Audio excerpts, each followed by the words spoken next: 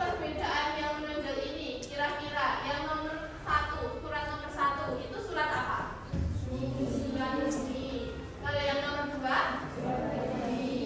Kalau surat resmi biasanya yang bikin siapa? Kalian atau lembaga? Kalau misalnya nih, kalau di sekolah mau mengadakan rapat, itu berarti yang dipakai surat apa? Resmi. Yang bikin? Lembaga sekolah. Kemudian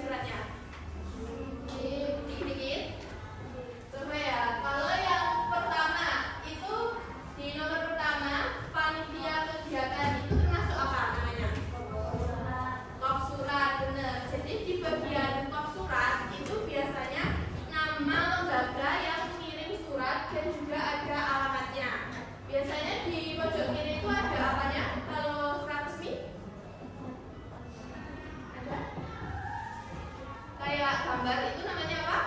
Logo, betul. Kalau yang di nomor 2 namanya nomor surat. Nah, nomor surat ini di surat resmi itu diperlukan untuk keperluan administrasi di lembaga tersebut. Jadi kalau surat resmi itu wajib menggunakan nomor surat. Yang ketiga itu bagian apa? Tanggal surat. Nah, itu tanggal yang mengirim atau tanggal yang menerima surat? Yang mengirim, benar. Jadi kalau kita membuat surat itu kita tulis tanggalnya juga. Jadi biar tahu nih kira-kira suratnya udah lama atau masih harus dibaca baru. Paham? Kemudian di nomor 4. Nomor 4 itu kira-kira apa namanya? Lampiran. Jadi lampiran ini di surat resmi itu bersifat opsional. Opsional itu apa? Tahu nggak? Boleh iya, boleh enggak. Mas? Nomor 5 itu apa? Bagian apa?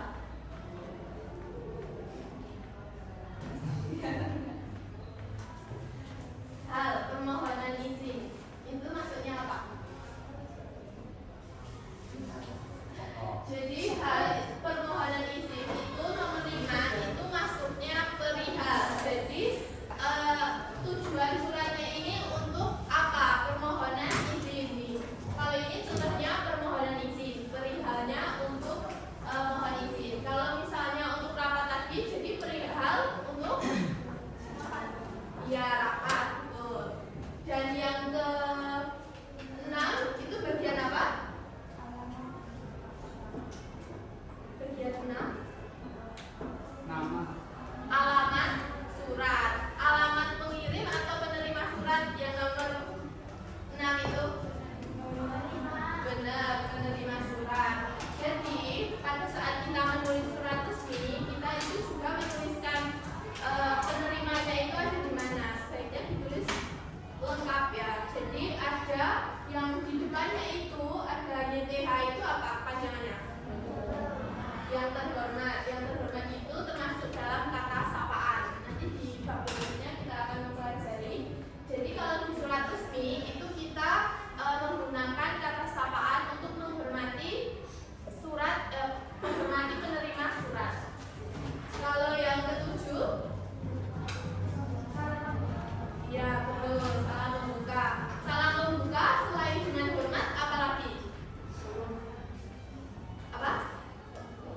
Selamat pagi itu bisa kalau pakai surat pribadi. Kalau di surat resmi Assalamualaikum bisa. Terus ada lagi? Salam sejahtera juga bisa. Kemudian di nomor 8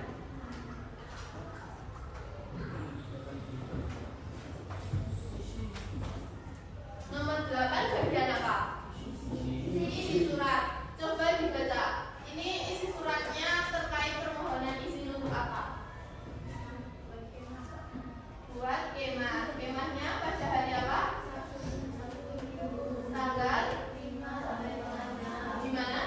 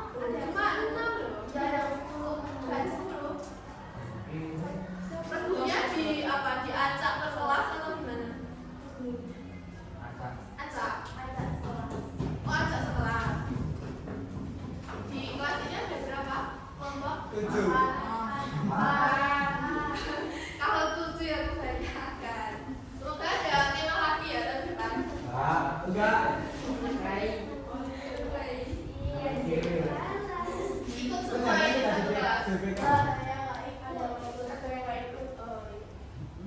Jadi kita lanjut ya. Untuk kemahnya nanti cerita lagi. Di nomor 9 ini bagian apa? Bagian tutup. Biasanya sekali selain terima kasih ada lagi nggak? Kayak permohonan maaf itu bisa jadi salam menutup. Nah, kalau untuk di nomor 10 dan 11 bagian nama pengirim dan juga tanda tangan pengirim surat. Sampai sini ada yang ingin ditanyakan? Sudah paham banget nih berarti? Kita lanjut ke surat pribadi dulu ya.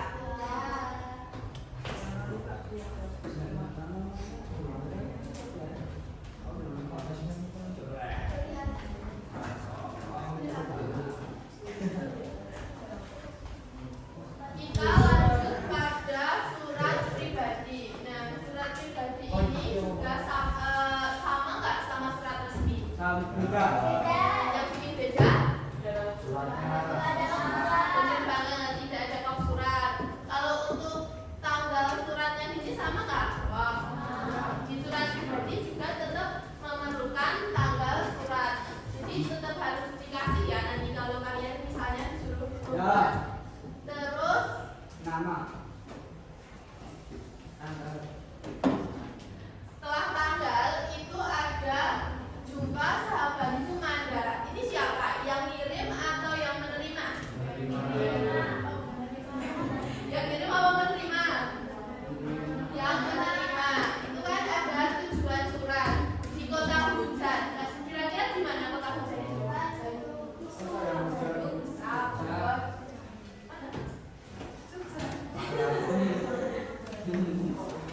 Bukan. Terus jadi kalau nanti kalian membuat itu ada kata sapaannya dulu. Kayak jumpa sahabat Manda. Kalau kalian teman misalnya, itu manggilnya gimana? Kayak hai temanku itu bisa nggak? Selain itu apa lagi?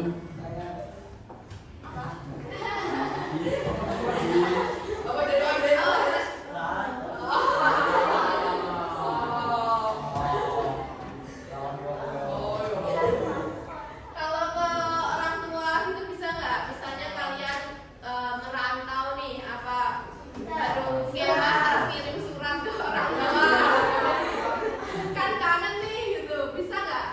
Manggilnya gimana?